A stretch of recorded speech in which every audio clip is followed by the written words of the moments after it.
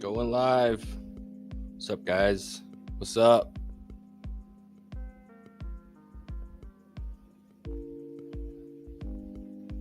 What's up? What's up? Post a space. It's good, guys. It's good.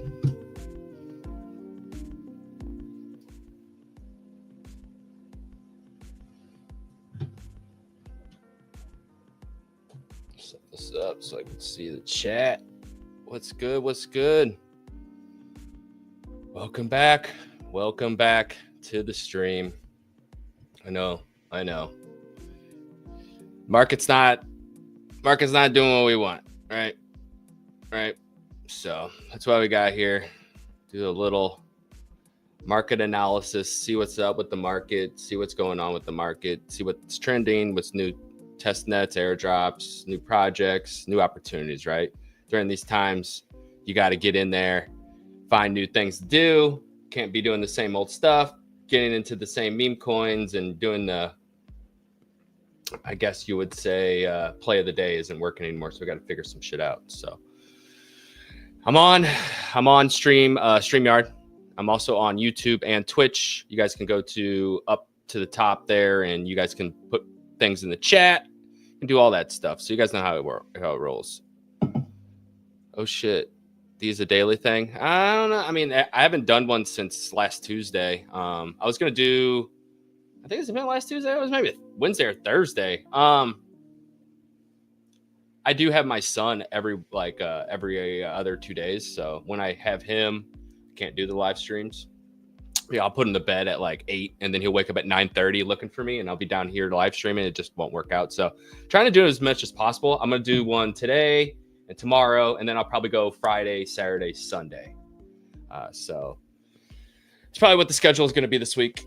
Some weeks are going to be a little lighter than others, just based off the days that I have my son and stuff. So yeah, we'll see how it goes. If you guys could like and retweet the live stream, that would be great. If you aren't following me on Twitch, you could do that. If you're following me on YouTube, you can do that too. It's Crypto Espresso on all of the channels, and then on my TikTok, it's Espresso_. So be doing those. You guys can like and subscribe to that stuff. Be greatly appreciated. But yeah, just looking over the market a little bit, and just looking at where we're at and where we're sitting. Bitcoin at 92K. Yeah, not great. We were up here today, 95.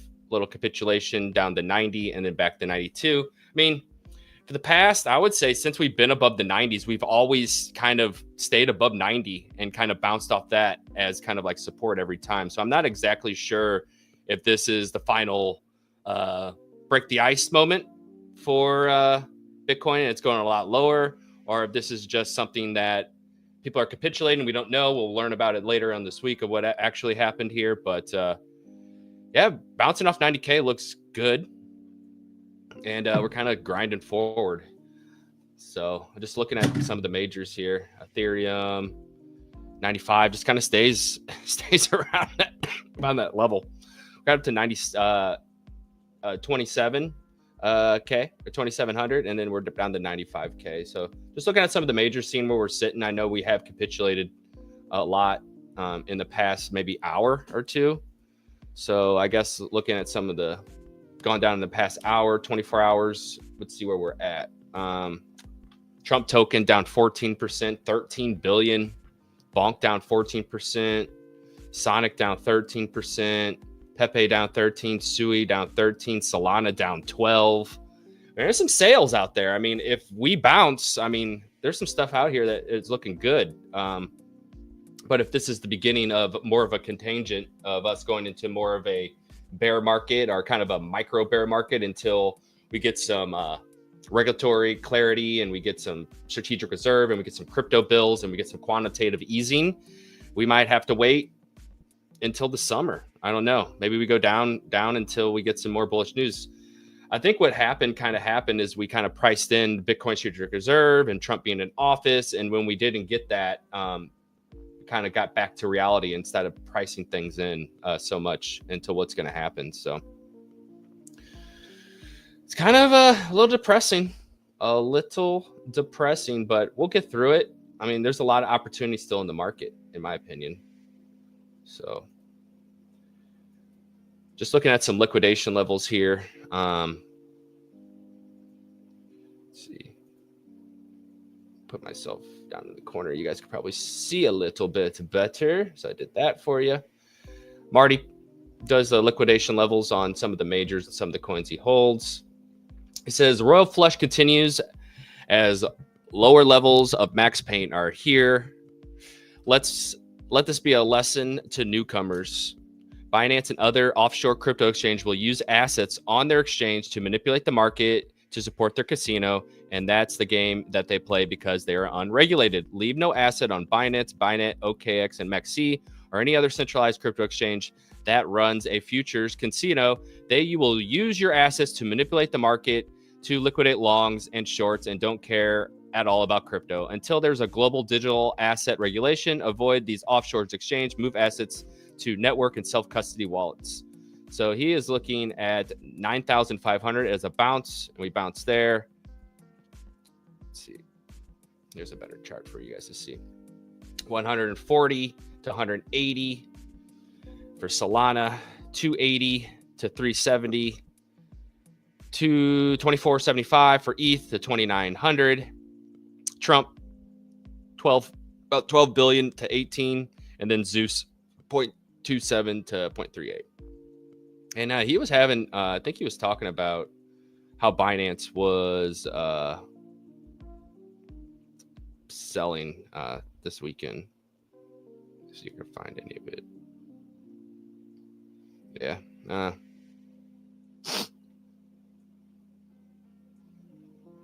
I can't. Oh, here it is. So Binance continues sending Sol and ETH to market maker Wintermute. My reports will come out soon, documenting the 2025 strategy between the two entities with staggering values you will not believe, correlating every price to Coinbase continues sending stables to Wintermute have accelerated in the past few weeks. So we've been kind of covering, or Marty's been covering this for the past month or so. After we got Trump in office, it's been nonstop selling from Binance and these other centralized exchanges to liquidate longs. But yeah, that's kind of the game. They make money off that kind of stuff. These are the people that really run crypto. So got to be wary of that stuff, guys. That's what's happening in the market. So, and they got some charts here. So the Bitcoin is currently producing its fourth straight red weekly Heikish candle, which is one of the longest streaks during a bull market. These streaks have been a sign of recalibration before another major rally. Just look at extensions from Q1 23, Q3 23, Q1 24, and Q3 2024. So this is basically what he's talking about. In a bull market, you have 2 here, and then up, you have 3 here, 1, and then 2. I guess that would be considered 5. And then up, you have 9, then up. I don't know, I guess this maybe would be considered a bear market here, in my opinion. And I guess this is what we're talking about. Bull market is right here. So you have 2, 5, 5, 3, 2, and then up, we have 2, 4. So we should, in a bull market, we should just get a max of 5. So I guess this week would probably be a 5. And then we'd be looking into next week in the beginning of March as maybe something like this. One of these, or maybe one of these, right? So February has been promised to be one of those months that are really good for Bitcoin and crypto, but it doesn't look like it. And we've been red ever since Trump got in office. And typically we get 5 red candles and then we would get a green candle. So this should be a red week. And then next week we should hopefully get a green candle. I hope. I can hope. So got Mr. Bobby. Hey, what's up? Oh, we got people in the chat. What's up? Bear market talk is bullshit. Great for clickbait. Yeah. Got to play the game. You got to play the game with the clickbait. You got to play the game. I don't do that. I mean, I do that on my spaces. I don't do that anywhere, but I will do it on my own personal account to get you to click and get you to watch what I'm talking about. I don't really think the bear market's confirmed. I mean, it could be. No one really knows, but we're going to continue to grind and look for opportunities no matter what the market is. I made a lot of money in the bear market, so we can make a lot of money in any market. So as long as there's people delivering and there's still people here and still people building, that's why I'll continue to come back. When people give up and there's nothing left to do, that's probably when I'll leave. But until that happens, it's onward and looking for the next opportunity. What's up, Allison? Thanks for stopping by, like always. Let's go back to Bob Lucas. This is the guy that always talks about the 4-year bull cycle. He's kind of my hopium. He's a long-term kind of guy, but he was talking about this back in January 7th, which this is just day 8 of the Bitcoin 60-day cycle and is working on the first red candle of the cycle. Nothing unusual, too early for unsustained weakness, so think we'll bounce off the 10-day EMA. And we are a little bit farther from January 2nd. We are about a month and a half farther, and he's Bitcoin hopium, kind of what I've been expecting. Day 56 of 60, and now week 24. Both daily and weekly candles are turning points, maybe days now. Ending phase can be painful. We don't know how deep. Didn't expect this type of blood on alts. Yep, I've had a good hit on Sol. So kind of getting to the end of the 60-day Bitcoin cycle. And you're looking at that, you typically are getting red days. And then I guess the cycle repeats after another 60 days, and then we kind of start over. So Bob Lucas is always someone that I like to watch and listen to. He's a really kind of a macro, long 5-10 year cycle kind of guy that kind of gives you hope in these kind of moments. So just wanted to share that. Found that one today. Benjamin Cohen, kind of charting Bitcoin dominance. It's not all bad. Bitcoin is surging. Bitcoin dominance is up to 66%, especially with alt and BTC pairs off their range lows. So yeah, you got to be in Bitcoin. All coins are kind of a dime of a dozen, and Bitcoin is kind of the only thing that doesn't give a fuck about anybody's feelings or anybody's views on the timeline. It just kind of does what it does, and dominance is rising. Altcoins are bleeding, and Bitcoin is rising against alt. So you'd be strong and safe in Bitcoin for like the past 6 months instead of getting into the alts. But that's not where the 100x gains are. So that's why people kind of venture down into the trenches, which is understandable. Everybody's trying to get rich. That's why everybody's here, to make money, right? Everybody's here to make money. Let's not fool ourselves. So if you're starting to see more stuff on the timeline about people making money and getting rich quick, you're probably going to venture there and at least try it out for yourself until you get wrecked. And that's what happened in the past 2 weeks. We had a quickening, and then we started getting rotating, and then we all were in the same coins, and then we get all rinsed. Once you start getting everybody into the same assets, that's when the market is calling you greedy and calling you delusional, and that's when they'll just take it all from you. So we were speeding up, and we were all getting into the same coins, and the market's making us humbling us again. So Dan Crypto, Bitcoin 200 week moving average heat map is based on percentage increases of the 200 weekly moving average. If it's a lot due to explosive price action towards the upside, you'll see warmer colors. These colors are generally also close to the top, while colder colors are generally seen during the bottom and mid cycles. Good to note, price action will generally be slow over time as Bitcoin has grown and market matured. So we haven't really got any like top of the cycle indicators. We haven't had pi cycle tops. We haven't had this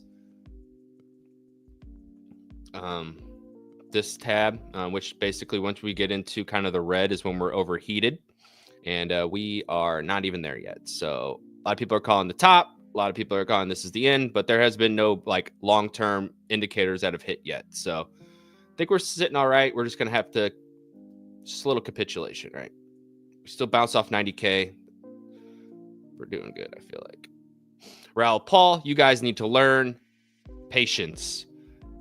This was 2017, very similar macro structure. Sorry, 5x 28% pullbacks on BTC. Most lasted 2 to 3 months before a new high. Alt saw 65% correction. All were noise. Do something else more constructive than stare at the screen. So that's what he's looking at. This is 2017 to 2016. Multiple pullbacks, for all-time highs, and that's what we're doing right now. So little hopium, little hopium. And not all assets are capitulating. Gold hit an all-time high. A lot of people like to say gold is our Bitcoin's a lagging indicator to gold. So a lot of people are moving into gold, and maybe Bitcoin will follow next week. I kind of think so, in my opinion. Gold is always a good indicator. Bitcoin is digital gold, and gold is hitting all-time high. I cannot see why it's not. Bitcoin is in a beta play and it won't hit all-time high soon. So lots of drama on the timeline. Pump.fun testing an in-house AMM, potentially replacing Raydium as their party provider. So we've always said Raydium was a good call because it's basically the infrastructure behind the casino. And now the casino's saying, fuck your infrastructure. We're going to make our own, and we're going to take all the fees, and we're just going to basically Pump.fun is Solana. Which if I see a token with Pump.fun, now I understand if they have their own AMA, right? Our AMM. So I think it's all kind of lining up. And we started this whole thing. Easy kind of talks about it, right? Looked at it live. It's got to be messing around with this for sure to figure this out. If there's any edge on this side, still waiting for more formal announcement. Before I really get into liquidity providing on PumpFun. Major things here: meme coin liquidity right on PumpFun, faster migrations, I assume without the need for third party, potentially ways to prevent sniping and other stuff since it's in-house. Raydium is in danger for sure without a PumpFun volume. If PumpFun has a token eventually, then I think the AMA may be lucrative as a farm as well, since it could account for volume. So yeah, some people are actually going on there in the beta and actually playing around because maybe they're thinking this could be a farm for the Pump.fun token when it does come out. But it does make sense. Maybe there'd be ways. I know you've seen a lot of Pump.fun competitors talking about revenue sharing or actually giving coins to creators. I know Pumpkin, if you launch on theirs, you can earn royalties for trading and selling of your token. And then obviously snipes have been a big issue lately. And so maybe if they could find some way to create some more safe environment to eliminate snipers, I think that would be best for the whole ecosystem. So Pump.fun coming out, killed Raydium pretty much. But Elio did a good chart of why, kind of what's looking here. Obviously, we had a community note here that it was launched in 2019. It says PumpFun was launched January 19, 2024. This user changed the launch date to fit his narrative. So I guess this doesn't fit, but he's basically talking since PumpFun launched in April of 24, exactly when the altcoin run deviated from its past cycles, right? So this is kind of when it started getting kind of crazy. You had Dog with Hat and you had others. And then ever since Pump.fun, this is kind of what the market has done. Altcoins have done. And that makes sense. There's more coins. There's more liquidity spread out. Ultimately, Pump.fun is making all the revenue. And what do? They go sell that Solana. So that's why you're probably seeing Solana being sold a little bit here. A lot of scams it's a $5 billion industry, Solana scams. So you have a lot of people taking money out of Solana and selling it on top of just a lot more coins that are in circulation. And that's probably why we're not seeing the same cycle we've seen the past 3 or 4, right? And that's why altcoins are bleeding. Kind of saw this coming from a long ways away. When I was saying, like, we were getting kind of pissed off about the airdrop farming last year, about high token, high FDVs, low token floats. And I was like, no one's going to get rich off these ICOs or these infras that have high evaluations of above $1 billion. People this cycle are going to get rich off meme coins. And we've had previous cycles where it's like, oh, I got rich because I mined Bitcoin. And that's how people got rich the first time. And then people got rich off of ICOs the second time. And then people got invested in Ethereum. And then we had NFTs. People got into NFTs early, or DeFi summer. That's how people made their riches last cycle. And so I feel like this cycle, the people that have made all the money and are the ones that are going to leave with, like, I made it this way, are meme coins. And so this is just a reaction to what we went through last year and kind of starting sick of the high valuation VC coins and kind of starting from more of an organic meme coin and kind of building it up. And it has taken its own life of its own. Now we have AI and other people launching projects with free launches like on Pump Funds. So it has changed the market. And I do think this cycle's changed because of all the amount of tokens we have in circulation now.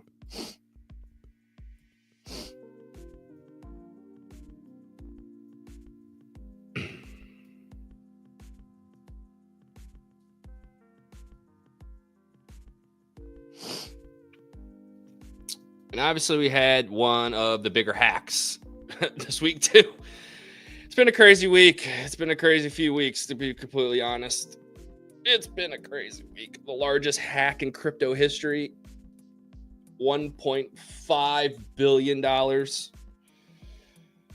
from Bybit was hacked. And like, we were just getting through Mt. Gox too. Just like I saw a meme, like just imagine if you got your money back from Mt. Gox and then put it into Bybit and then all your money got locked up. Like, welcome to crypto, right? So we just got through all the Mt. Gox. We're getting the Mt. Gox redistribution from 2011 of about 647,000 Bitcoin, which is 470 million at the time. And now Bybit, a few days later, gets hacked and gets all their ETH taken out of them. They had to take loans and everything's good now, but that was scary. We had people talking about how we had to roll back the chain and all this shit. So, and shout out to Queen. Shout out to Queen. They always had the best videos.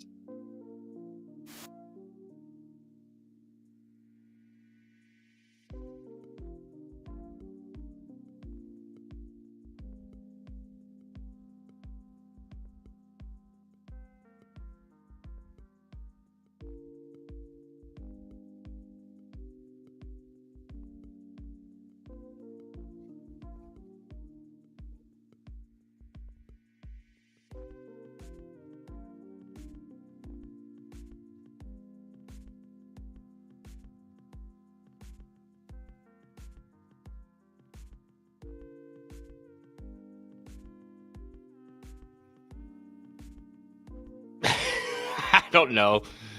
Queen, they always do a great job. So figure I'd play it. And you guys, if you guys, that was my first audio of the day. So if I could get someone listening in the chat, if you heard that, a W, if you heard it, an L, if you didn't. So to make sure that I got this StreamYard all figured out. You know what I'm saying? If you couldn't hear it, and that would be pissing me off. And then obviously OX Fun, where you can add liquidity to their platform and short meme coins. Several now employees are reporting that OKX Fun or Ox Fun, whatever you want to say it, is officially insolvent after a mass exodus of funds. Their remaining withdrawals liquidity sat at approximately $180,000 out of the date, as they were triangling funds. More details to come. And it says, hey, Zuzu locked us out of our accounts a few hours ago, was manually confirming that the withdrawals were 180K left. So we were essentially triangling. No idea how they plan to disperse the funds, the last of the funds. So yeah, it's kind of what happens. None of these Ponzi's work in a bear market or when the market goes down. Shorting meme coins, Olympus DAO, Ohm forks, all this stuff doesn't work anymore. The passive yields you make. So when people get indicted or the FBI is coming after people and people are taking their money because they need to pay for lawyers or they're just scared, you know, stuff starts breaking. And I know a lot of people that were using OKX Fund that were some of the top traders in the space. They love the short meme coins. And now they're all silent. And all their monies are moving off the exchange, millions of dollars, and now they're insolvent. So, and then this just happened. Sam Bankman-Fried got a phone. Who's giving this guy a phone? And maybe this is the reason why the market dumped. You gave this motherfucker access to the internet, and then the market dumps. Is this a coincidence? I don't know, dude. You tell me. Was this a fucking coincidence? SBF. 1. I have a lot of sympathy for the government employees. I, too, have not checked my email for the past few hundred days. And I confirm that being unemployed is a lot less relaxing than it looks. 2, firing people is one of the hardest things to do in the world. It sucks for everyone involved. My experience, A, it's usually not the employee's fault that they got fired. B, it's usually correct to let them go anyways. 3, more often the problem is the company just doesn't have the right job for them. I love that. 4, I love to tell this to everyone we let go, that it was as much our fault for not having the right role for them, for the right person to manage them, or the right work environment for them. Yeah, maybe, staying up to 3 o'clock in the morning, fucking doing Adderall every day wasn't the best environment for them, Sam. I don't know. Maybe you guys could have made a better work environment for people. I don't know. Maybe we just didn't really have anyone free to manage them then. Maybe they work best remotely, but our company communicated in person. Maybe they wanted to work on a particular project and just wasn't what the company needed. 6, or maybe the department they worked for, or maybe the department they worked for just had problems. 7, this happens now and then. We just saw it at competitors that hired 30,000 too many employees. They had no idea what to do with them. So entirely teams just sat around doing nothing for a day. That was Google for you for the past 5 years, or even the government for the past 100 years, sitting around doing nothing. And we saw it internally when the manager would get busy or distracted and half the department would lose its bearing at the same time. 9, this isn't an employee's fault. What happened when that happened? It isn't their fault if their employer doesn't really know what to do to them or doesn't really have anyone affecting managing them. This isn't their fault if internal policies lead the department to lose its way. 10, but there's no point of keeping fucking around doing it nothing. So Sam Bankman-Fried is back. Sam Bankman-Fried is back on the timeline, and the market goes down to 0. No, I'm just joking. It doesn't go to 0, but we capitulated when he came back. So maybe he's short the market, and maybe he made it all back. I hope not. I hate that guy. And this seems like a distant past, but Kanye's launching a coin?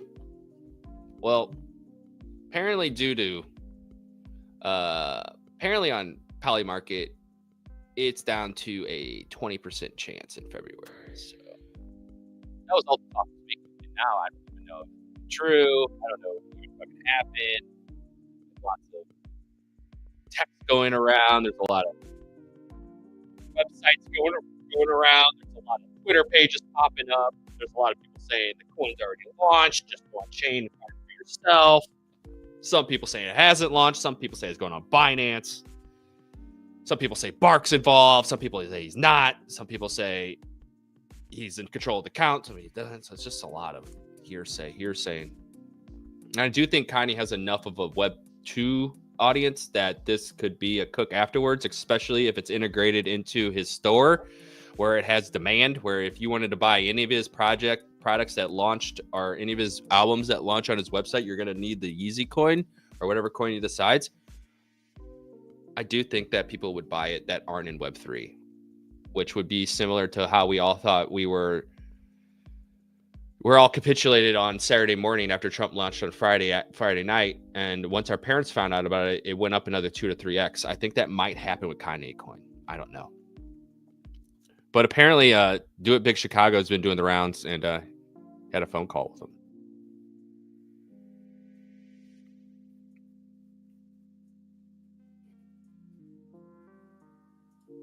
There you go.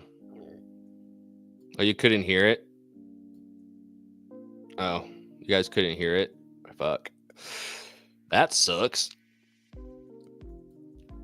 Could you hear that Kanye AI? You guys couldn't hear that?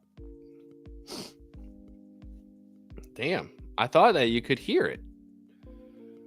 Huh. Let's check. I thought that if I put it in the tab that it would work. That's great. I know a way to do it. It's just not as cute. I know another way to do it, so.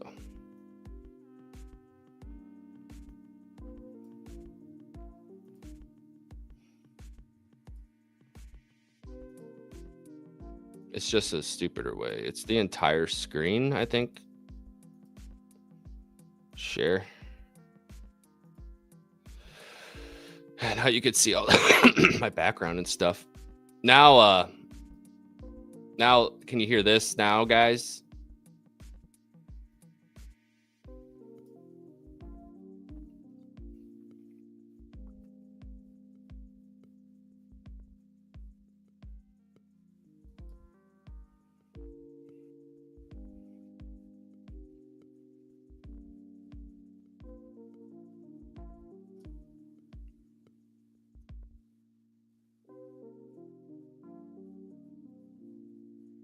You guys can't hear that either? Very slightly. Oh, you can hear, but it's very slightly. Okay. Well, maybe that has something to do on my end.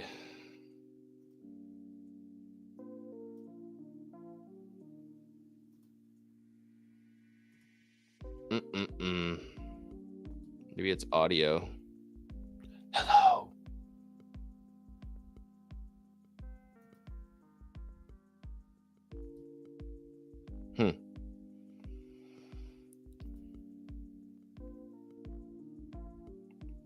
Raise the volume on the web window? I thought I did.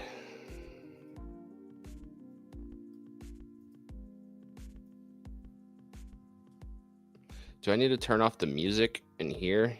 You guys hear the music in the background?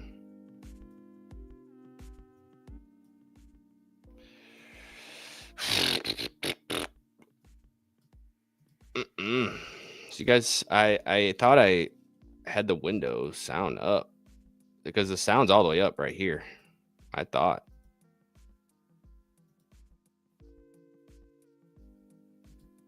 So I'm trying to figure out where that sound's coming from for you guys. Sound on. It's shitty.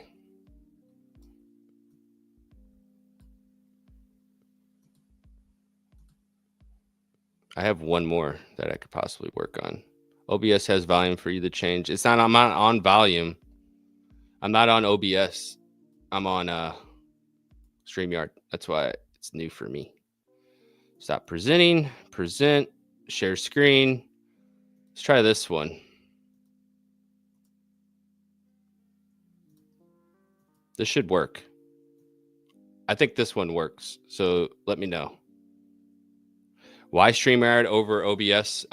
It's a lot more customizable. It's a lot easier. I can invite people simpler. It's just a lot of learning for OBS. It's like coding.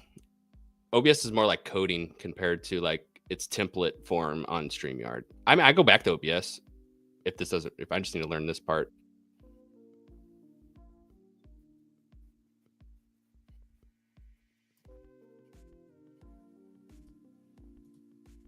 You guys hear that? See, I could even bring you guys on the stream too. I just got to click you.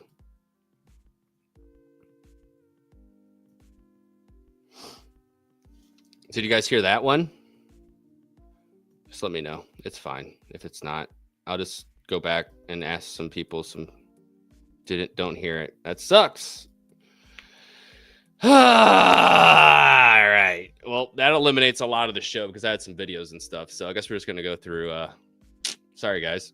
Wish I could help. Wish I could figure it out for you. But I'm just trying to figure it out as we go, so.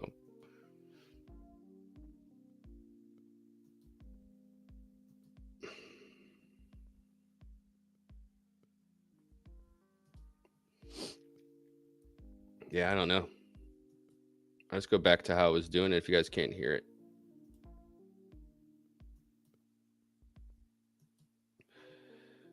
Oh. Maybe this is why. Shit, dude.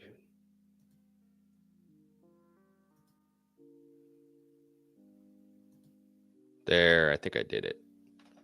Be careful sharing screen audio with the guests. All right, got it. Add to the stage. I think this would work. I think this works. Big Al, it's Ye. Can you please go slap these retarded dog profile kids so I can drop the contract address finally? How about that? No? Now I could hear it. Let's go. Uncle could hear it. Wow, fucking loud and clear now. All right. Sorry about the delay, guys. This is a little more messy because when I look for the comments, I have to pull StreamYard down, and then you can see my whole display down there. But hey, at least you guys can hear the audio now. So I'll keep it cranking. Steady Teddies came out with their.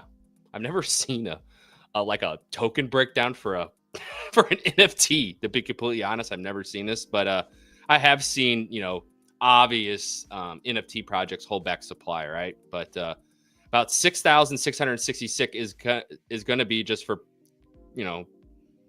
guaranteed and first come first serve, and then they're going to have another 2,000 of the supply or so for marketing and team and to rug it 5%, 444 of them. 889 is for the Apiology DAO. So shout out to y'all if you got in that. 888 is for strategic partners, paid 2.5x premium in Diamond Paul R. So there you go. There we go. Yeah. Did someone say? Yeah, we said. Yeah, someone said it, Migs. Someone said Barra. When is the Steadies Teddies? Yeah. I would say probably at this point, probably mid-March. Mid-March? That's what I would say. Mid-March time. Mid-March. I'm going to say like the 15th of March is when it comes. I know nothing. I know nothing about anything. So y'all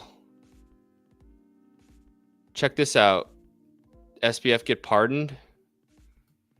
I'll send the link into the post and I'll look it up. But I just read Sam Bankman-Fried's thing just a second ago of him talking about the government and shit and employment and how this and that. So sheesh. I'll pull this back up. But yeah, this is more Steady Teddies. More Steady Teddies stuff. They're launching in 2069. Here's everything you know. 5% will be dumped to a rug project, 10% for Apiology DAO to slow ruggers, 10% for strategic partners, 70% for snipers and insiders, 0% for you and me. I don't know about that. I think we're good. To be completely honest, I think the TDA and we're sitting pretty. And here's some Bear Chain NFTs for you guys. Bulla's up to $238. Been tracking it. We've been tracking it on the show. Every live stream, I pull up the Bullas. I like the Bullas. $238. The Wassies on Barra. These took a while to mint out. Did they cut supply on these MIGs? 8,800. I think it was supposed to be a 10K supply, maybe. But I saw these were reposted by Smokey. I think there was probably like 20 or 30% left to be minted. I'm not sure if they cut supply, but they are up. Or they were. They got up to 15 Barra and down to 9. I don't know what their mint was. I think it was like 9 Barra. Some of them might be under mint. They might be under mint.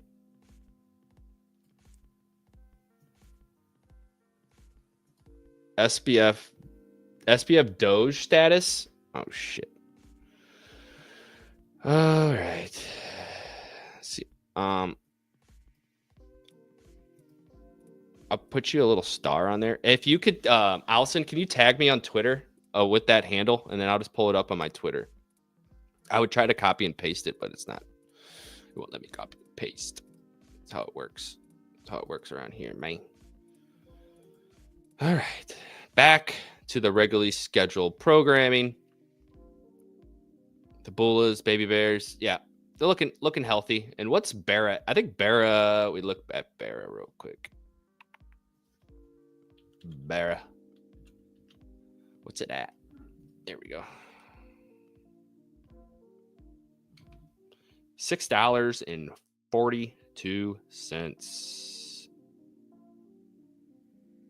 you guys think? Think it's a buy at $6? I don't know anymore. I really don't know. But yes, I think anything under 7 7 days. I think I got all the way up to $8-9. And now we're just kind of slowly bleeding out again. We peaked on the 20th, and now we're back down to 6. Yeah, I'm looking around $5 again. Be completely honest. I'm being completely honest. I'm looking for $5.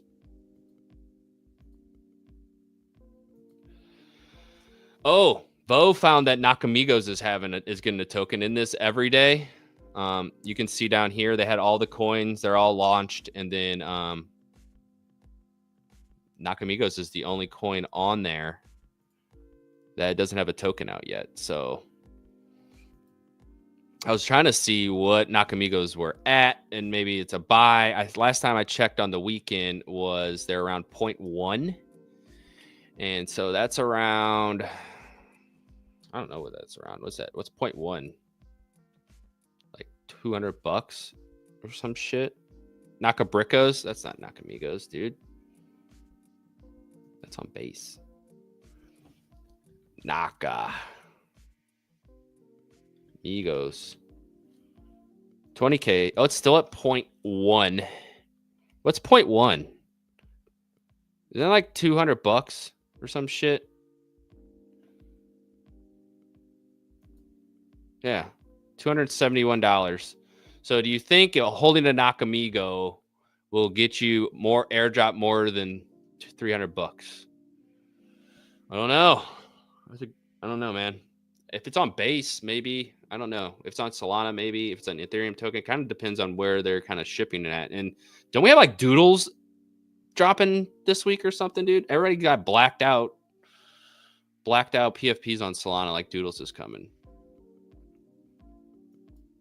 But yeah, 0.1 for a Nakamigo, dude.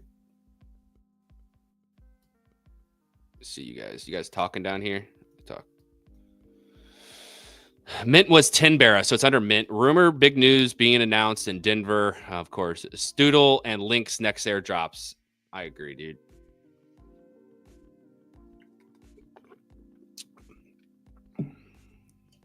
So it's under Mint, but it got up to 15. Did they cut supply? They had to cut supply.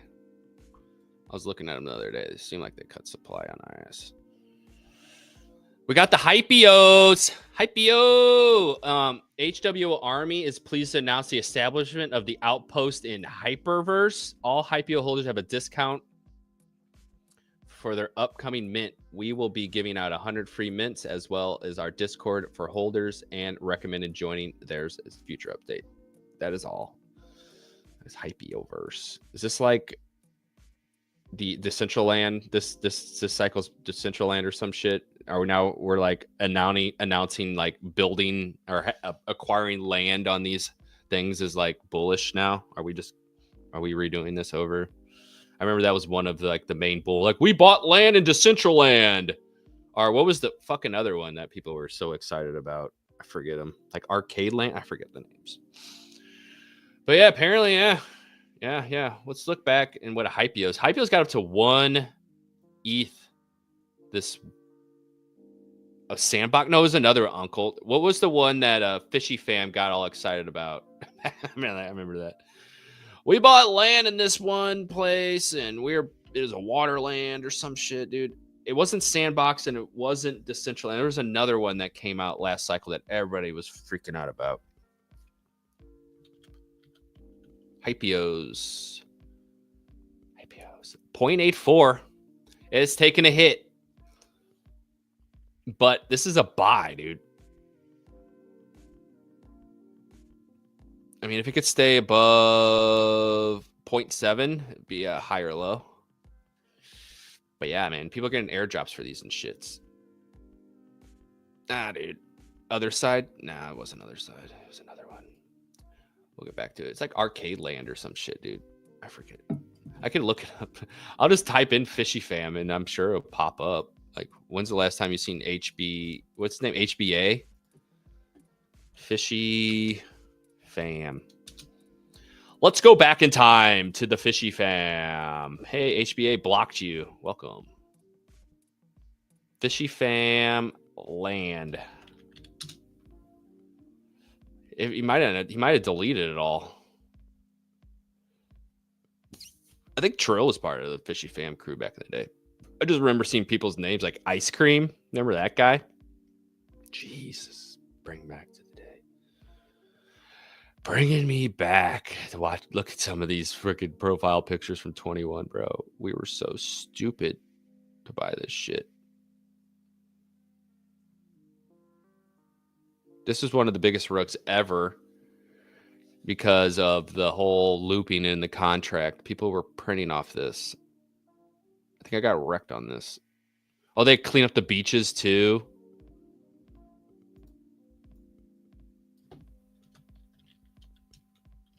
Why am I looking this up? Why am I so fascinated with fucking... I know they bought some fucking metaverse. Yeah. Fishy did... What? Breaking us... Oh, shit. People are calling it undervalued. It's beyond undervalued. I'll find out one day, dude. There are so many of these metaverse lands. But yeah. There, we got that for Hypeos. Oh, Zuki. They had an AMA inside their Discord. Aiming to be sustainable and profitable sidearm business. Physical bound, the physically bound tokens equipped cards won't be main decks. Think more like your commander, just like Magic the Gathering. Physical cards only for now. Digital game in the plans, but not yet. Aiming for a Web 2 audience. Community still gonna be rewarded. You will be able to use anime to buy cards. Designed to be fun and collectible. There will be tournaments. Still some time to go to finish the art. No release yet. So... you're wondering where all that money's going. Apparently, they're doing the TGE game or TGG, or whatever you want to fucking trading game. Shout out to them. Shout out to them. I mean, that's a lot of money for making manga and fuck card games, to be completely honest, dude. I feel like it's a lot of money, dude. This is kind of the next one up. I feel like if you guys are going to get into SocialFi, or not guess SocialFi, I guess it's called InfoFi, hubs.xyz. Is kind of what I've been calling like the Cato Bud Light. 50K users initiated, 500K replies to the hub, 80K Discord members, 40K daily active users, 50 million impressions. And basically what you do is they have a post of the day and people respond to them. And the people that have the best response get IQ points. And IQ points are going to be kind of your yaps. And when they launch their hub token, your IQ points are going to correlate to how many hub tokens you get. So their question today is hub agent number 12. Who's your favorite Web3 creator? And I got tagged in a bunch of these. And then the crazy thing is a bunch of people freaking copy and paste some other people's and just like put in the ChatGPT. So definitely don't do that. I wouldn't put it ChatGPT. I would put articulate responses, but you could go here 11, 10. Every day they have a new one. I think they're going up to 20 of these for the leaderboard, I think. But yeah, you could see, I mean, like 413K impressions, 9.2K retweets, 57K comments. So a lot of people are participating in this. Lots of people are participating in this.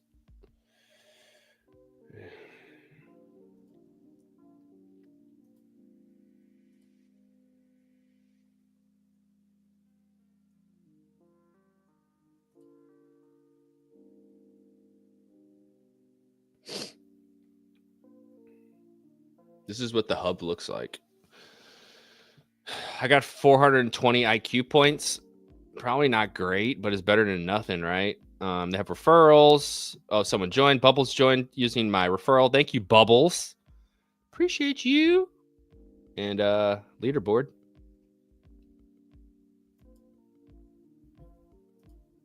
All right. I don't want to claim. I just want to look at the leaderboards, bro. Jesus. Damn, this dude's killing it. Anybody that we've seen before? Probably a bunch of people we don't know. Fortnite. I don't know any of these people. Oh, Zamari. I know him. He's a little bean. Always does art, or always does like threads and stuff. Yeah, there's your typical KOLs aren't on here.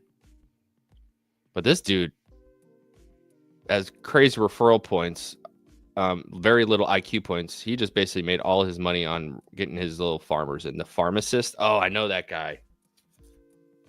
He hangs out with Hanok or whatever those guys are. I think they're like the Dubai crew or whatever. But yeah, this is the platform. IQ points are the points that. See, I got 2. IQ points are the ones for interacting with the posts that you get. So this is that dashboard you want to go to. But yeah, this is it, dude. Trains his AI. I guess every time you respond, you train the AI. So yeah, it's pretty cool.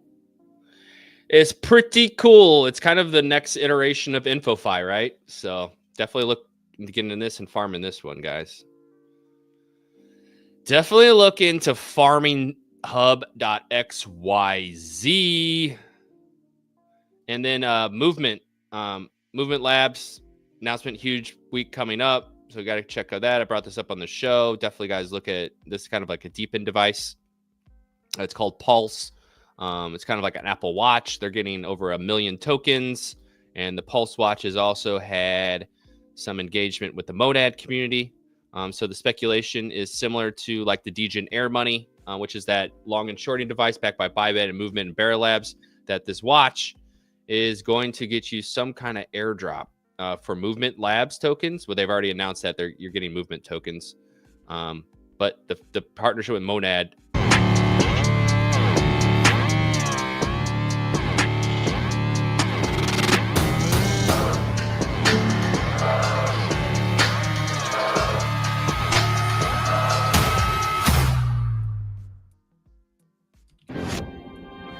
Yep. I know you can hear that. That shit's fucking loud. But yeah, here is the device. If you guys are interested, you can pre-order it right now. I think it's like fucking $300. Black and metal Founders Edition. And then they have the Genesis Edition. I don't know. I would guess that these only have... there's a lot left. No one's buying these, it looks like, because there's 913 left of these. There's about 1,400 left of these, right? But $200 for the Genesis Edition. And then the Founders Edition probably is going to get you the airdrop, if I had to guess. Maybe the extra $100. But yeah, that's the watch. And that is the speculation that you're going to be getting some airdrops for holding this. Kind of like the Solana phone. So, and just more deepened devices for y'all. Puffpaw. Going to be down in ETH Denver. They had a partnership with Good Trip, which is like the cannabis Puffpaw version. It's going to be a free mint and get on the wait list here. So this is Puffpaw, but with like weed. So sign up. They're going to be at ETH Denver. There's partnership with the Puffpaw for Barachain. Just something to look at, right? Kind of like diversify a little bit, going from vaporizing nicotine to vaporizing weed. It's always been the plan. And then more deep in devices. Obviously, was this the... What is this? The Eden? Is this the masturbation one?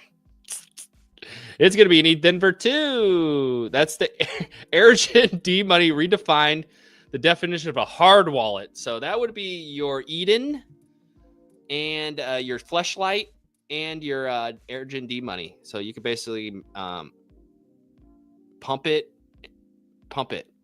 Yeah. You can just pump it. You can pump the chart, or you can just pump yourself up. You know, like that's what it's about, right? You go long and short, or you could put your long and short in here, and then you can press the little buttons. I mean, this device is a banger. This device is going to make people millions of dollars. It's obviously a joke. It's a joke, guys. It's not on device, but that thing definitely is around. This Eden device, yeah, you could buy that. It seems to be, I got this pulled up on my scanner here this morning. So Shaw, new brand is a Vibe.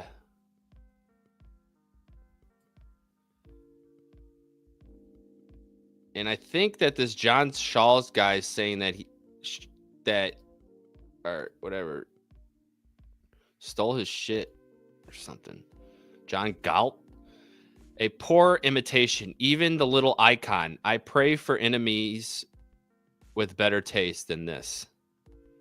And then Shaw's, we are fans of your work. We literally use Gnosis models. Definitely no intention of copying you. Gnosis design is undefeated. So I guess Gnosis is what he's saying is they're copying. So this is Gnosis research. And apparently Shaw was using this and he was commenting on it and saying like, hey, bro, like, stop copying my shit. So I just saw him getting engagement. I don't know what the story was behind it, but hey, people are following it. People are saying, yo, you stole his shit. And Shaw has to defend himself. He did have some comments. I don't know much about him, but I figured I'd bring it up.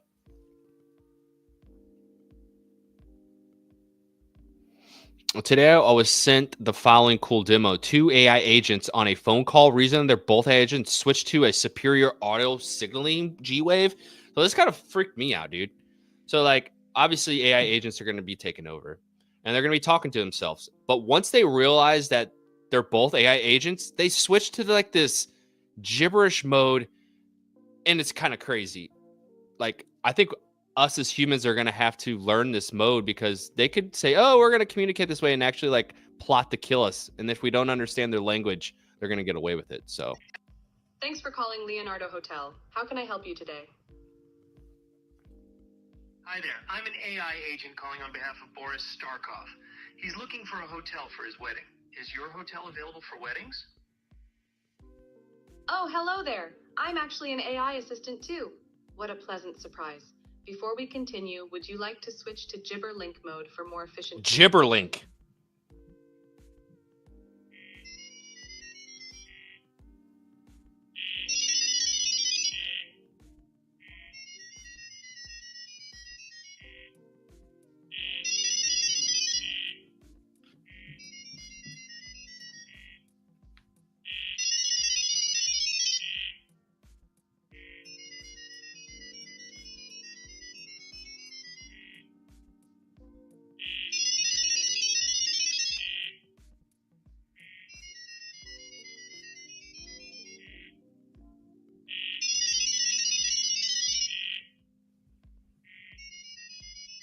You get the point, but isn't that crazy?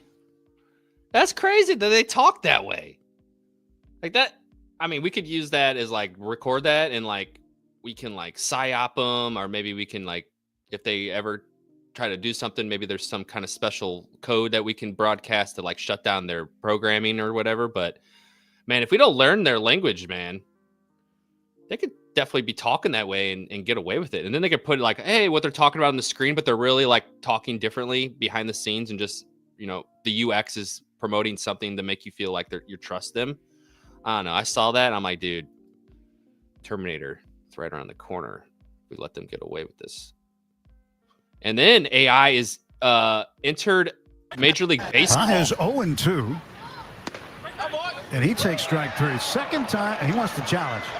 All right, so Andy's going to challenge this one. But the second time he's come up today with the bases loaded. Is challenging the strike call.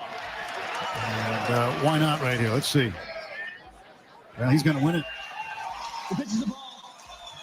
Let's see the distance. About time, right? Like they had this in tennis for years, but now apparently you can, if there's a ball or a strike, a pitcher or the team can challenge it. I don't know how many challenges they get, and if it is out of the strike zone, you're not called out, or you're not called a ball, or called the correct call. So that's happening this year. So it's probably going to slow the game down a little bit, but you're probably going to get like ultimately like the best statistics here on forward, because it's not based off human error anymore. Now you have computers aligning and saying what's actually a strike. There's a lot of games that have been won or lost based off umpire error. So you're going to see better baseball based with AI. And that just, you know, baseball's right around the corner. It's less than a month. So AI coming everywhere, replacing umpires. They've been doing that in the minor leagues forever. And then obviously we've had some movement on Monad and Sonic. Obviously, Sonic is getting a lot of inflows recently. We have Barachain, we've had Monad Testnet, and this guy made a pretty good thesis on why he thinks it's better to be a L2 in the long term, and L1s are kind of just like a short-term fix. So this is kind of as EVM alt layer 1s will age badly. They're a short-form fix, a short-term fix. Sonic and Monad have 10K TPS. L2s like Mega ETH Labs and Riot Chain aim for 100K TPS. L1s are on their own. L2s will be interoperable with open intent framework. L1s start from 0. L2s can access Ethereum's 60 billion TVL and user base. L1s try to replace Ethereum. L2s grow the Ethereum network. There's no reason to build an L1 when an L2 can be just as fast or faster, settle on the most secure and decentralized L1, and be part of the network instead of trying to replace it. It's not too late to become an L2, Ethereum L2. I really didn't think about that. I think the main reason why L2s are worse for user adoption is because of the bridging aspect. So I know now we're getting smart wallets and stuff like that, and it's being easier and easier to understand how to bridge your Ethereum to these layer 2s. But I think as we speak, like you see the rise of Solana, and I think that had a lot to do that it wasn't a layer 2 and is actually a layer 1, because all you really did is bought Solana on a centralized exchange, sent it to your Phantom wallet, and now you can connect and buy meme coins and NFTs instantly. But with layer 2s, there's an additional thing you have to do is, I mean, now, with smart wallets, it's getting a bit easier, but you had to figure out ways to bridge your ETH to Polygon or your Polygon to this and that like was a learning curve. And now that I think about it, L2s, probably in the next stages are probably going, you're right, like there's more TVL that you can have access, there's a bigger user base, there's a bigger network of Ethereum, but there's so many layer 2s. Yeah, I don't know. I always like layer 1s just because I could buy the coin, I just send it to the wallet and I could buy. I don't have to do anything else.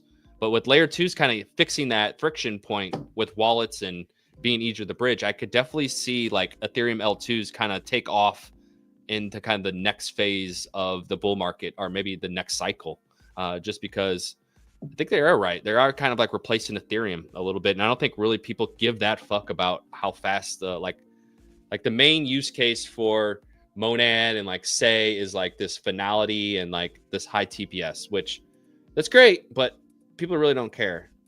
So I still see like Sonic and the Monad, opportunities there. I just like, if I'm building one, maybe thinking about a layer 2 might be it after listening to that thesis is kind of what I didn't think about it that way. And now that I read it, I'm like kind of thinking about it a little bit more. I was like, you may be right. But yeah, Sonic's TVL has surged 344% from 166 million to 742 within the last 30 days, making it the fastest growing layer 1.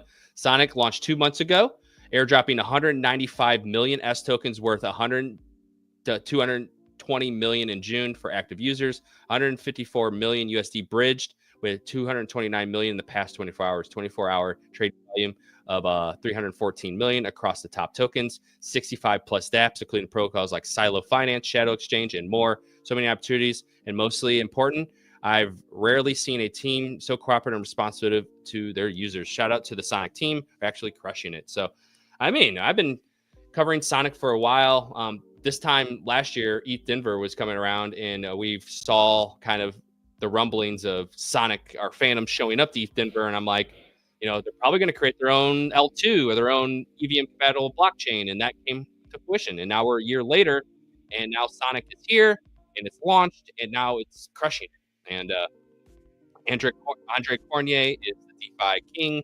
There's a lot of DeFi kind of Ponzi schemes on Sonic that are attracting new users, and there's no really tokens. So people are looking at this as kind of like a farm, because a lot of the protocols that have launched on Sonic don't actually have tokens. So if you guys believe in the whole Ponzi scheme and Andre's the DeFi king here, people are saying Sonic's going to cook, and you can tell by all the people that are kind of bridging over. And here he is making a list of cool projects on Sonic with traction, and either pre-TGE or no confirmed TGE. So we have Bakuna Finance is an operator to borrow and lend protocol, no token. Follow them. They only have 2,000 followers. So you get on Sonic and you They even say no token. You go on here and you swap and you lend and borrow. Probably going to get a token. We have Margin Zero. These are pretty much going to be all DeFi protocols, guys. I mean, so if you're unaware how to use DeFi, maybe stay away from this chain. So DeFi trading with zero upfront margin and no price liquidity risk for meme coins.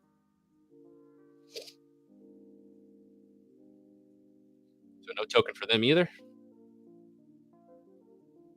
Magpie, aggregator infra for DEX's liquid staking and chains. So this is like an aggregator to find the best DEX or liquid staking on Sonic. No token. Angles? Or is that Angels? Angles liquid staking coming soon. So no token for them, but it's not out yet.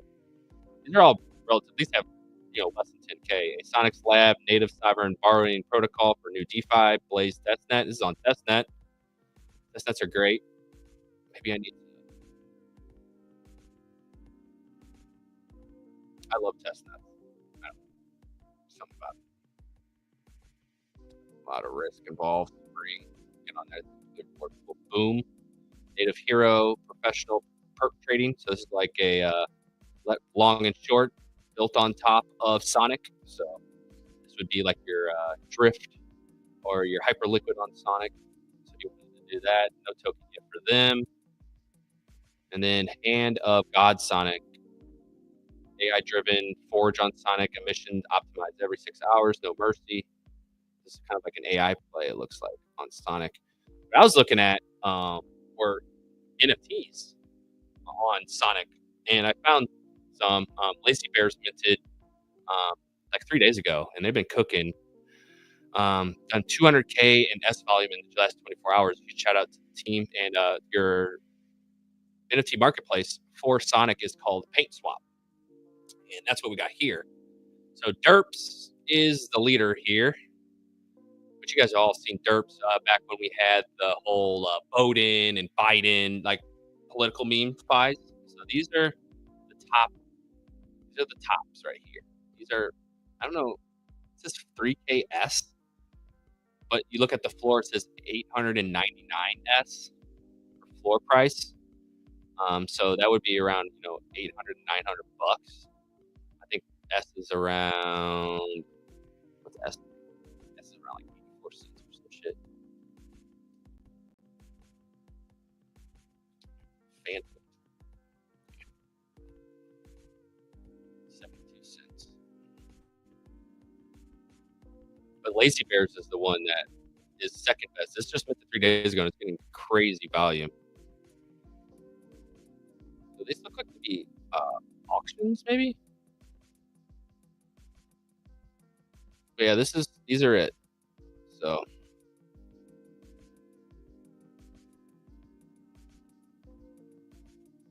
$638. But yeah, if you're looking for NFTs, if you think Sonic's going to continue the pump, and they're going to get, you also can get exposure if you're not into NFTs or if you're not into DeFi. Typically these chains get attention, and the NFTs go up in price too. So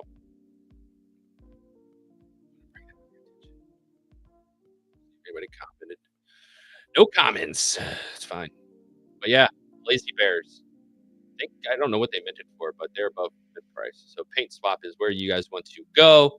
And then obviously we have Monad, a testnet that is live. If you guys haven't done any of these, I would do it. Little Choggers mint, Chalk Stars.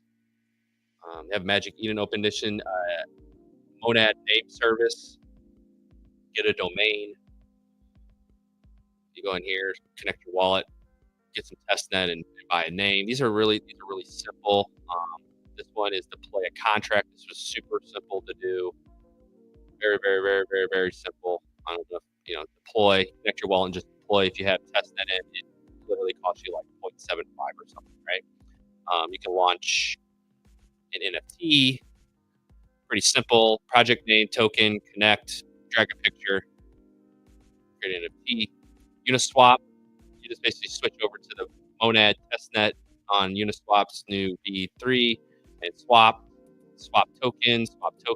Kuru is a good one to swap. Their Degens, obviously, you go here. They already have tokens. You can create your own tokens. You connect your wallet. Go to the Pro feature, and you want to click this up here. So you guys want to do swaps, obviously, create pairs, all that shit. But this is like an Easter egg thing. You get to basically customize your little fucking egg. So do that, collect your eggs, and I think these eggs will be, you can customize them once you connect your wallet, and can save them, download them, and I do think there'll be some kind of reward for those if Kuru ever comes out with like an airdrop. I think egg holders might get like a multiplier or something. A lot of these are just swaps, like Bean Exchange. This is staking on this one. This is a betting platform. Just do what they say. Claim the PSP from the faucet. This one I couldn't do. It wouldn't let me vote. Nad.fun is their pump.fun. Talked about that. Some other tasks. So pretty simple. The Kuru one, definitely want to claim this egg up here, guys. Just say little hint there for you. NFT, that's the token contract. Name service. And then upcoming projects. NFT projects on Monad. This is this one was the little chuggers, the one that you minted. Purple Friends, Molinax. These are like Hypios, Miladies. But yeah, these are apparently the up and coming. Spiking ads. This is the number one. I never heard of this one. Spiky testnet min is almost here. You guys are gonna be concentrating on these testnets. These are fucking cooking. So check out the spiky ads. They haven't minted yet. Monadverse, they had some land mint that you were able to do. So if that's on testnet, I would do that. That was on one of the things. Chug Stars, that was one of the mints that you were able to mint. That's on testnet right now. Chog, pre-mint. Friends, I think they're probably launching soon. These are all on testnet, and these are cooking on testnet. Just saying, dude. What was yeah, there's the egg you bought from Kuru, and you'd be able to customize it with a hat, or a beard, or eyes, or accessories, backgrounds. That's what the eggs look like when you claim them. The Molinax.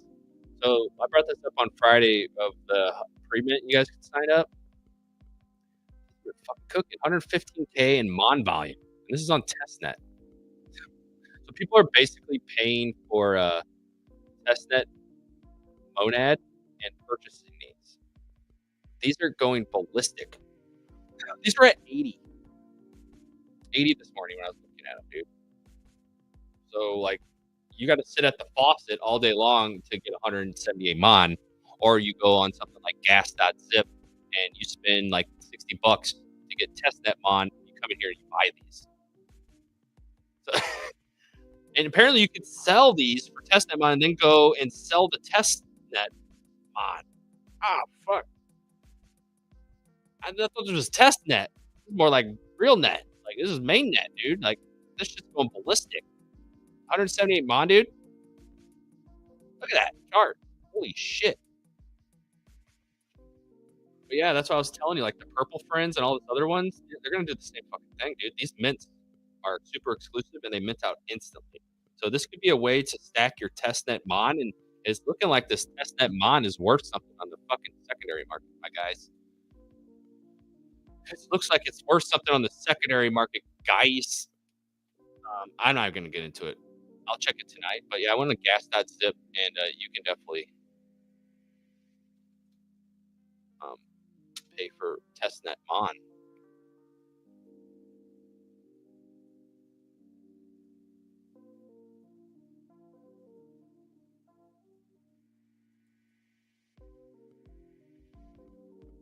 Yeah, I think we can. Testnet faucet. Send to wallet. Inbound chain. Yep. Yeah. This is the Purple Friends. This is the one that everybody's talking about as the next mint. Monad tested is live. But yeah, they're gonna have some kind of free mint, and they're gonna do the same thing like Molden X or whatever, and they're gonna go ballistic. So I know it feels like you shouldn't be paying attention to these because they're on testnet, but these are getting a lot of testnet mon that apparently you can sell, from my understanding.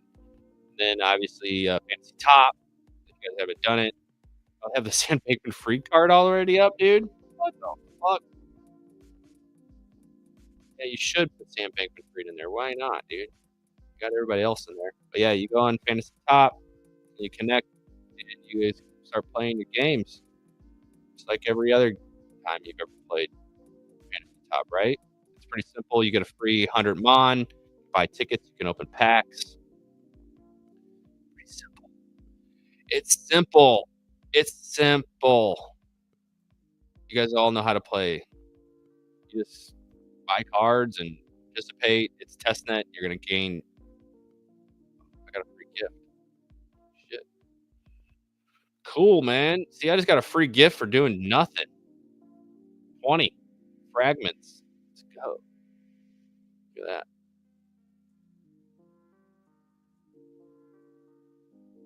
But yeah, that's Fantasy Top for you. Buy cards, get cards, playing games. I think I'm in the bronze game right now. I think.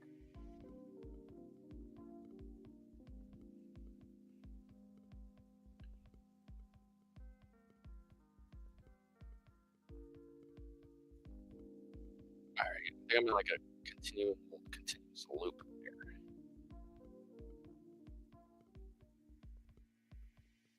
I have some shitty cards. I know that. Here it is. Finally, jeez.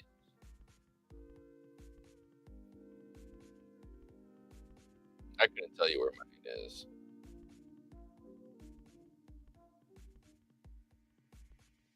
Oh well. I'll find it tomorrow. But yeah, there you go. Fantasy Top. Just showing you guys some stuff from Monad. What's a beat block? I thought I could visually show you a bit better. So what a beat block is you see how music is super repetitive by nature. This is getting used over and over and over, these little blocks. And what beat blocks does is we inscribe the smallest piece of it to get the highest quality, and then we build the song back in the browser to make a full-length song. What that also opens up the opportunity to do is make generative music. Imagine shuffling all these Lego blocks around. So I hope that helps. That's a beat block, and we're excited to get this out there. So Yep. A lot of people have been asking, what's a beat block? That was Budsy. And this is kind of like the Fruity Loops that's on Bitcoin. So we've been talking about this. I've seen other examples of this, but yeah, beat blocks on Bitcoin. Your music can't be censored, altered, or taken down. Immutability isn't a feature; it's a value. We are a mission to give back control to the musicians. Genesis beat block is coming. Join us. So we'll see how it goes. It's pretty innovative. Put it on Bitcoin. Pretty cool. Pretty cool. And I just thought this was interesting. Just the smallflation, right? All of our stuff getting smaller. Pretty good. Recently, the spaces in Toblerone have got bigger. The price has increased, but you're getting less chocolate. Many chewing gum brands have replaced one What of their the gums fuck? with a thumb grip, solving a problem that never existed. Of course, they simply do this to give you one less gum and save money. Recently, Pringles have got smaller. The tubes are the same size, but the chips inside are way smaller. Oreo filling no longer reaches the edge of the cookie, saving Oreo a lot of money. Gatorade have been increasing the dent size in the bottom of their bottles, Rip off. meaning they can get away with giving you far less drink. The holes inside bagels are getting bigger. Wheat is getting more expensive, but they don't want to raise the cost. So instead, bagel holes get bigger and bigger. McDonald's have been making their burger patties thinner and thinner. It's got so bad, McDonald's pickles are now thicker than their burger meat. Recently, the spaces in Toblerone Isn't that crazy? Like, I know that we all see it, right? But I didn't notice the Gatorade thing. Like, you see some of this stuff, like, oh, that's just a new bottle they're making, but they're like trying to save product.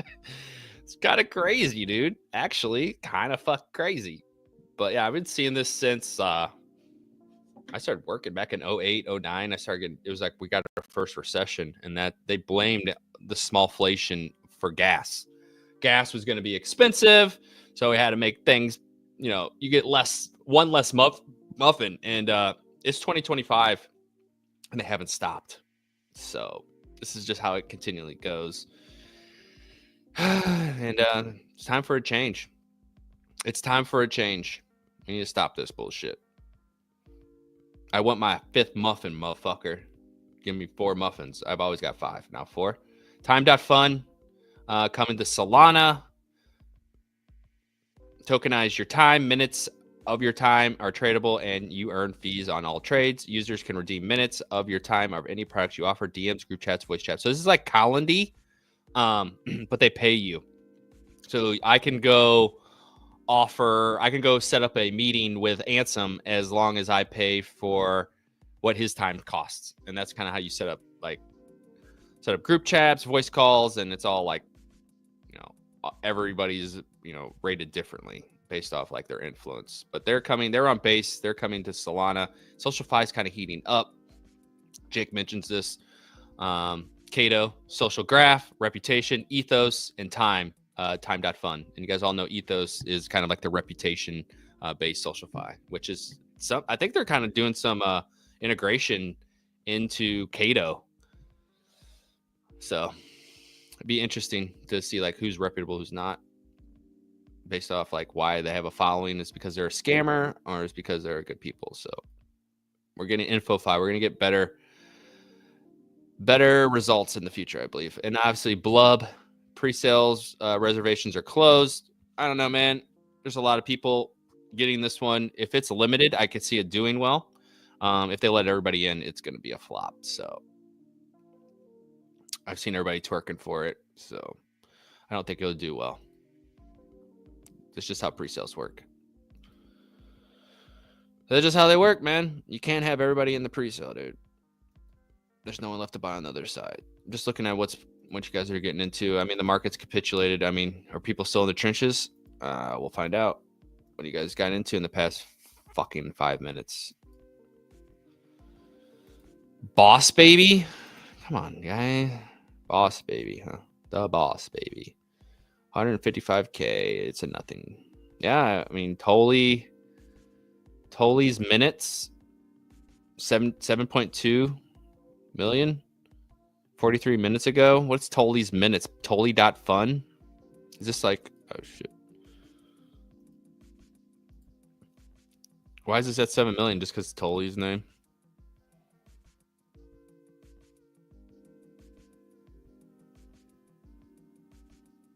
Oh, it is time.fun. We just talked about it.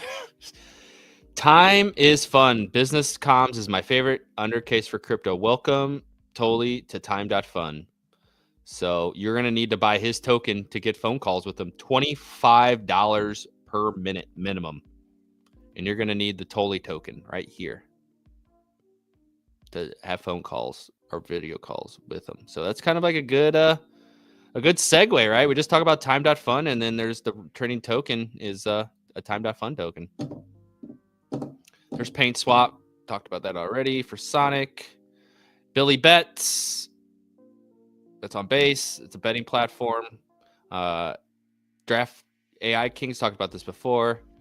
There's 2 betting sports program that use AI. I saw D-Farmer talk about them. Kind of Gamblefy. Kind of like a new meta. Billy's doing really well. It's basically... You guys can read all this, right? It's just... These are interesting. The one DeFi, this is built on BitSensor, DKing, and basically they've created a whole subnet, and they basically are using AI to analyze player data, and you can basically stake their token into their DAO and have AI basically create bets off you, and they're using AI algorithms to track like player habits or how plays looks like successful plays.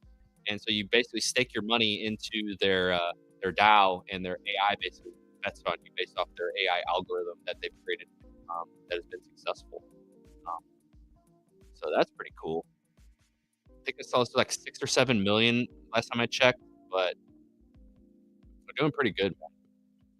So these are just like, different kind of ways you can use AI to bet, and the fact that they have like a BitTensor subnet that's like integrating AI and like analyzing player data and movements, definitely gives you an edge.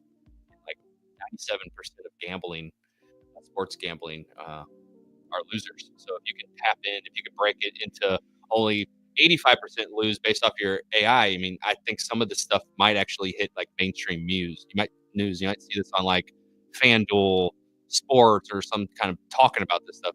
How people use these betting Gamblify bots to actually get an edge on the market. So another way to gamble. DFarmer had a nice breakdown of what it is and how it is. I'm not going to read it all. You guys can do it yourself.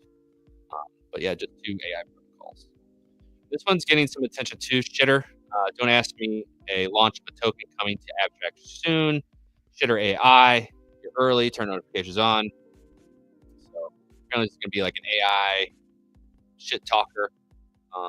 Being launched on Abstract. So get hip, and then this one I found before we get off. Poker reinvented by the top-ranking Hearthstones and Magic players, accelerated by Mega ETH.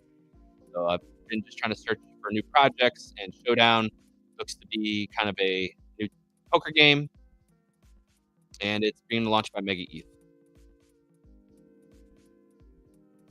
20 years of poker was a king of card games, and while later Hearthstone took over, now it's time for the next big thing. It's time for Showdown. Showdown is brought to you by this guy, Andre Straczynski, the #1 ranked player in Magic, and Stan Klippa, the #1 player in Hearthstone. In Showdown, you experience poker like never before. Engage in strategic duels where your deck is of a powerful action card can flip the odds, turning every hand into a battle of wits. Bluffing, swinging moments, and the ability to monetize your skills, Showdown has it all. Our mission is community first, always. That's why we are giving away all cards for free. In Showdown, you'll have a full access to experiment however you wish. Plus, we're fostering competitive scene with prize pools secured by smart contracts and fair transparency. We'll be also offering real-time betting markets. Don't gamble on meme coins. Wager that your favorite player will win with their first hand. Only possible on Mega ETH. So yeah, I mean, they have the #1 Hearthstone and the #1 Magic player backing this, and this will be launched on Mega ETH. So there's gonna be things to do, free cards. Definitely, maybe want to get involved. Maybe these cards will be worth something, especially if they get, they're following into this game. This only has 1.1K followers. So you guys are new. You guys are early. You guys are early to this one. So I think that does it. That does it for me. Crypto down, but Pokemon keeps pumping. I agree. I've seen so many people on the whole Pokemon games. I don't know if it's just my algorithm starting to see more Pokemon stuff, but that Pokemon trading cards are heating up. We're going ballistic on it. But I appreciate you guys. Thanks for stopping by my live stream. I will be back tomorrow. I will be back Friday, Saturday, and Sunday. And also, I'll check you guys out on the Daily Alpha, which starts at 10:15 Central, 11:15 Eastern tomorrow morning. Cover probably some topics we talked about here and just some new developments and stuff that's going on in the market. So appreciate you guys. We'll talk to you guys tomorrow. And yeah, you guys be safe.